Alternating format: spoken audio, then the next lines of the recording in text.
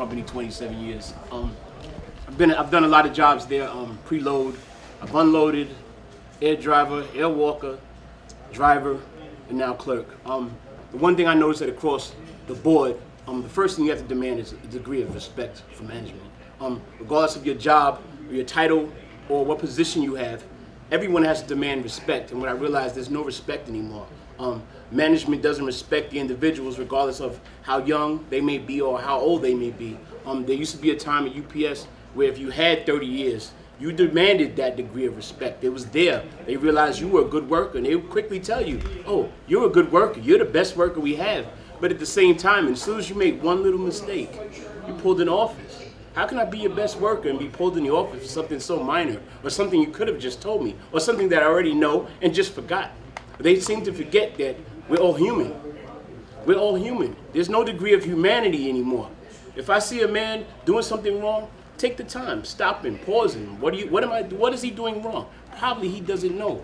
Probably he's never been taught that way. And probably they're harassing him to work that way. But no one's ever stopped him. For example, me and Steve, I remember when Steve started, before he made book, I was coming down the block one day and I helped him out and told him this is the right way to do things. Before you break your back or hurt yourself before you make book, and you won't be any good to the company or yourself or your family. We all want to be happy here. Come in here, you punch in. Guess what? You're on the clock you're on the time card of the company. Do the best job you can do. We're not sitting here saying we don't want to do the best job we can do.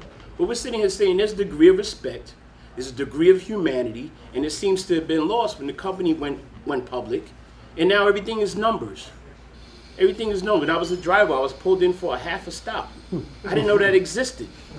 You know what I'm saying? And I'm sitting here, and the day before, they were like, oh, you're our best driver. Well, if I'm your best driver, how you pull me in for a half a stop?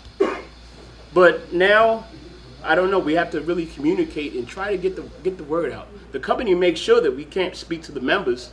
Oh, let's work them 3 hours. So that means you have to come in early because that's not your scheduled start time.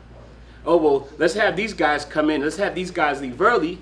And with the driving now, everything's computerized. Oh, he has to leave at 8:15. He has to leave at 8:30. When I was a driver, Charlie, go to your truck.